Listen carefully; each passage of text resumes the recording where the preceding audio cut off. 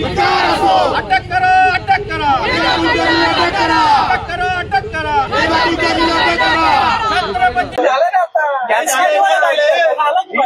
अरे नाही त्याच ठिकाणी तुम्ही आज आंदोलन करताय, पठण करताय. आंदोलन बोलू दे ना, बोललं नाही तर कळणार कसं? भाषणच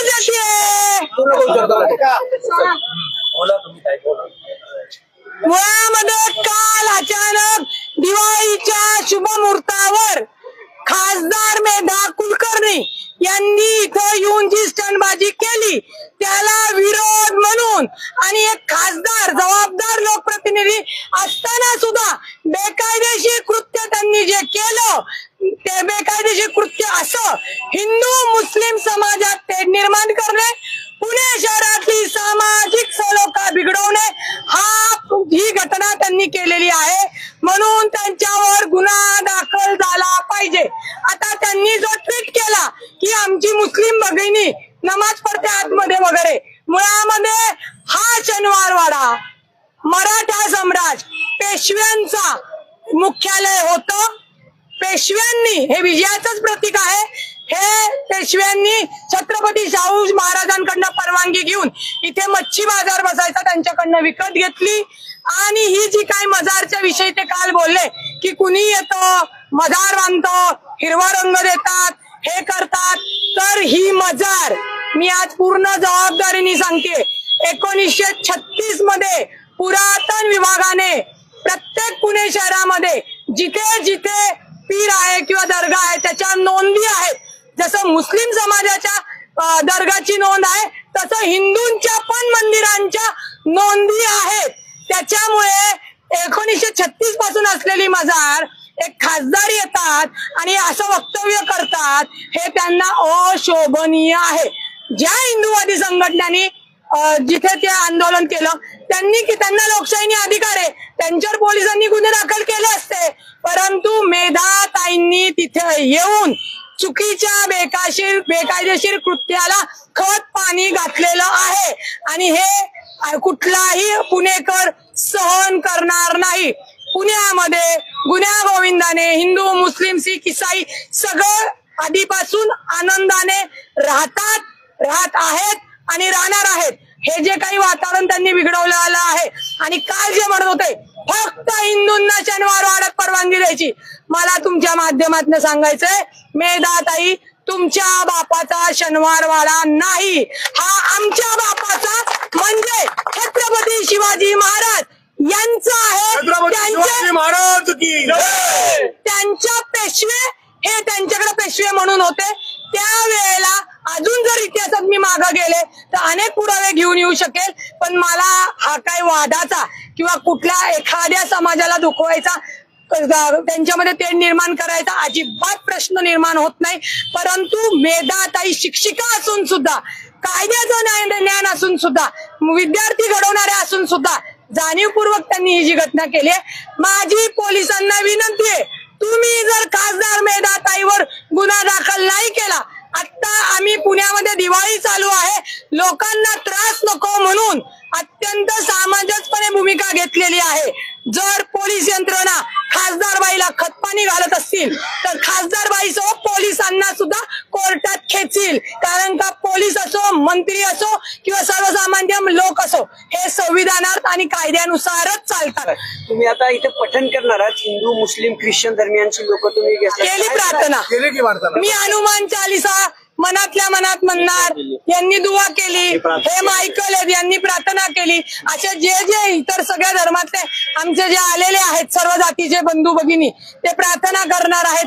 आणि ज्या अज्ञान महिलांवर गुन्हा दाखल केला तो ASI मेमोरंडम म्हणजे भारतीय पुरातत्व सर्वेक्षण विभाग आणि महाराष्ट्र पर्यटन विकास याच्यानुसार केला, तो गुन्हा सुद्धा पोलिसांनी खासदार मेधा कुलकर्णी यांच्या दबावाखाली केलाय. तो ऍक्ट काय सांगतो की असं कोणतं कृत्य जे पुरातन मध्ये आहे त्याच्या संरक्षणाला बाधा येते. आता ती महिला ती पुण्यातली एका बाहेरची माहिती नाही, बुरखा घातली म्हणजे ती मुसलमान भगिनी आहे, तिने समजा तिथं ती चादर टाकून तिने असं केलं, काय शनिवार वाड्याला संरक्षणाचा धोका निर्माण झाला. अरे लाज वाटली पाहिजे त्या मेधा कुलकर्णींना की तुम्ही काय वागताय. कुठल्याही जाती धर्मातली महिला असो, तुम्हाला जर त्याच ठिकाणी, आता आपले नव्हते कोणी, नाही तर मला आधी कळलं असतं तर नमाज ती भगिनी पठण करत होती, तिच्या शेजारी मी मोठं गीता घेऊन आले असते आणि वाचली असती. त्याच्यामुळे नको त्या तेढ निर्माण होईल अशा गोष्टींना खासदारांनी विनाकारण हवा देऊ नये आणि त्याच्यामुळे त्यांनी ते बेकायदेशीर कृत्य केले म्हणून त्यांच्यावर गुन्हा दाखल झाला पाहिजे. हा भाजपचा विषय नाही. ज्या अज्ञात महिलांवर गुन्हा दाखल झालाय तो गुन्हा रद्द करावा अशी काही मागणी आहे? हो, केलाच पाहिजे तो गुन्हा रद्द. त्यांनी नमाज पडल्यामुळे जे काय मनातल्या मनात असं, आता मी इथं हनुमान चालीसा म्हणली, जय हनुमंत नमा, काय झालं शनिवार वाड्याला? काय झालं? पडलं का? मग नमाजाने काय पडलं का? अरे लाजा वाटले पाहिजेत. लोकप्रतिनिधी आहेत का? कोण आहेत जाणीवपूर्वक वातावरण खराब करतात? त्यांची ती भूमिका पक्षाची होती आणि तुमची भूमिका पक्षाची का तुमची? पक्षाची आहे. पक्षाचा गमछा घातला. राष्ट्रवादी काँग्रेस पार्टी, शिवशाहू फुले आंबेडकर या भूमिकावर चालतात. महायुतीमध्ये आहेत, ते आंदोलन करतात, तुम्ही सगळे महायुतीचे, मग वातावरण खराब कोण करतं? पतित पावन संघटनेचे त्यांची जी काही यंत्र त्यांनी आंदोलन केलं. खासदार फक्त ज्या मेधाताई त्या एकट्या आल्या, अख्खा भाजप आला होता का हो काल? तुम्ही का दिशाभूल करता पत्रकार बंधूंनो?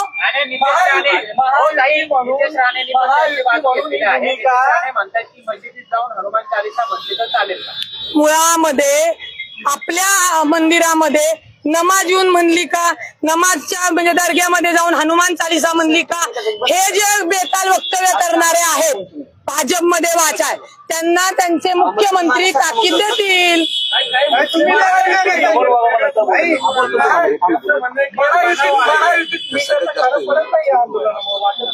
महायुतीचा खडा पडण्याचा प्रश्नच येत नाही. मेधा कुलकर्णींनी महायुतीला विचारून भूमिका स्पष्ट केली होती का? ती त्यांची स्वतःची होती, त्यांना विचारलं नाही तुम्ही? आजची भूमिका विचारली का? कुणाला? अहो, आम्ही पक्षाचीच भूमिका मांडतोय. शिवशाहू फुले आंबेडकर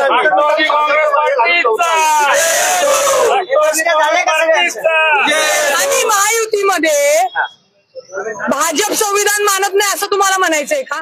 मी नाही, तुम्ही म्हणताय आम्ही संविधान मानत नाही असं तुम्हाला म्हणायचं का? राज्य संविधानानुसार आणि कायद्यानुसार चालतं मिस्टर सागर भाऊ, आणि कायदा हा सर्वात श्रेष्ठ आहे. काही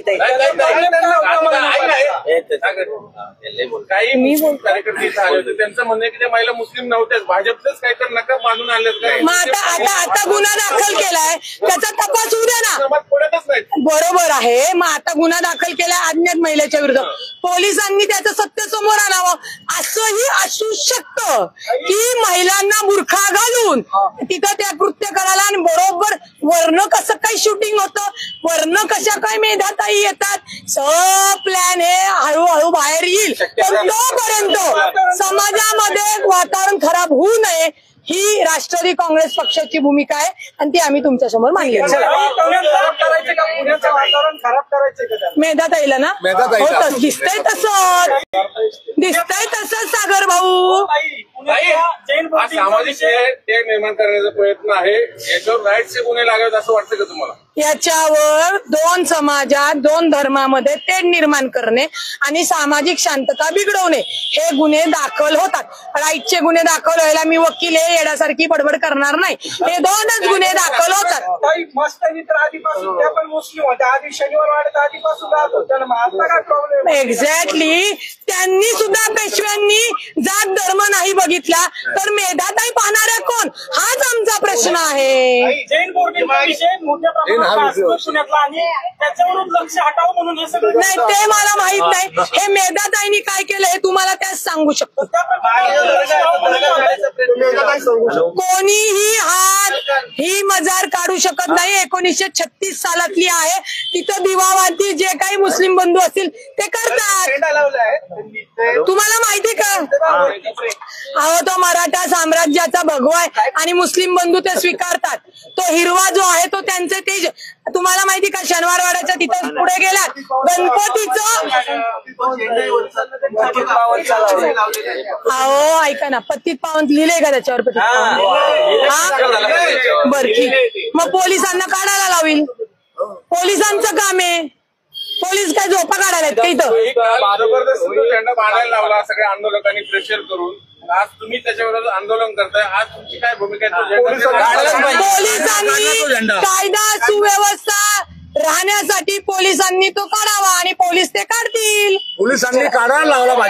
वर्सेस घायवळ प्रकरणी चंद्रकांत पाटील पेटले, त्यानंतर जैन बोर्डिंग हॉस्टेलचं प्रकरण आपल्याला माहिती आहे. त्यानंतर आता तुम्ही परत मेधा कुलकर्णीच्या विरोधात महायुतीत पुण्यात आलबेल नाही का आणि तुम्ही सत्तेतून बाहेर पडण्याचा हा राजमार्ग शोधताय का असं वाटतंय? असं कोणताही राजमार्ग आम्ही शोधत नाही. तुम्ही आपण लक्षात घ्यावं की मेधा कुलकर्णीला आम्ही सांगितलं का शनिवार वाड्यावर जाऊन तुम्ही हे कृत्य करा? त्यांनी ऐन दिवाळीत नको ते त्यांचं जे डोकं शिक्षिकेचं काय पदवी घेतली मला माहित नाही, डिग्री तपासावी लागेल, त्यांनी केलं तर मी एक रुपाली पाटील ठोंबरे किंवा राष्ट्रवादीचा आम्ही जो काय आमचा विचार आहे शिव शाहू फुले आंबेडकर त्याच्यानुसार लोकशाहीने विरोध केलाय. सर्व जाती धर्माची लोक आपली आहेत. सरकार चालवत असताना सगळं म्हणजे आमच्या छत्रपती शिवाजी महाराज सुद्धा सगळ्या जाती धर्मातल्या लोकांना एकत्र घेऊन चालत होते. तर आम्ही कोण आहोत? त्यांचे मावळे आहोत. भाजप जाणीवपूर्वक कुलकर्णी मॅडमला पुढे करते का तुम्ही? नाही भाजप नाही करत. कुलकर्णी मॅडम फार पुढचे आहेत. नको असलेलं डोकं चालवतात आणि त्यांच्या त्या भाजपला अडचणीत आणतात. ते त्यांना विचारा ना.